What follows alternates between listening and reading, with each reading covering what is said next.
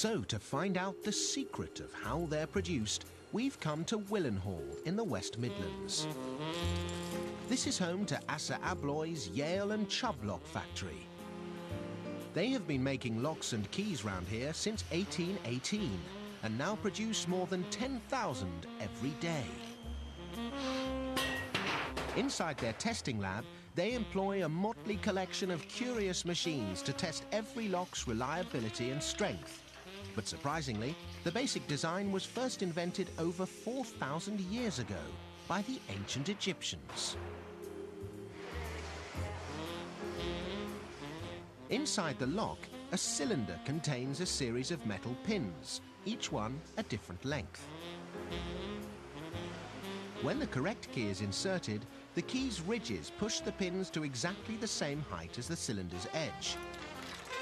This allows the cylinder to turn and the key to open the lock. But if the wrong key is inserted, the pins protrude from the cylinder holes, preventing the cylinder from turning and keeping the lock firmly shut. To ensure the locks are tough enough to cope with being opened and closed an average of 20 times a day, they're cast from zinc, which is melted at 420 degrees Celsius and then cast in molds.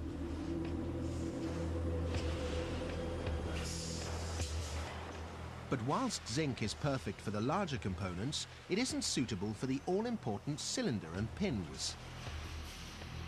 That's because these parts need to give ever so slightly. So instead, they're made from a softer material, brass. The pins are cut using a computer-controlled machine, which is constantly lubricated with oil, allowing it to both cut and bevel every pin. It's so finely calibrated, it can cut pins less than 1 centimetre long to within an accuracy of just 1/1000th of a millimetre. Next, the cylinders need to be cut and drilled. For that, they use the extraordinary IMAS machine. This might look like a chaotic process, but in fact the IMAS machine has an incredibly soft touch, as the slightest impact damage to these components could cause the lock to fail.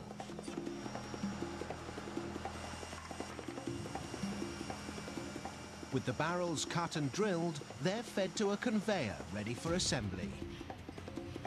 It's now time to make each lock unique. Well, almost. In fact, each batch is made with a different level of security. For the highest security rating, they're made in batches of 1 million, each with its own unique key. To ensure the key only fits the lock it's intended for, each one has a series of grooves along its length, together with a unique set of steps along the top. The size and combination of these steps is chosen at random by a computer. The greater the number of steps on the key, the higher its security rating. Once the keys are cut, the next step is to create a lock cylinder to match it. To do this, the cylinder needs to be filled with pins that correspond exactly to the height of the key steps. So these clever machines automatically read the steps on the key and in less than 4 seconds fill the cylinder with the correct length of pins. The key and cylinder are now joined together forever in holy matrimony.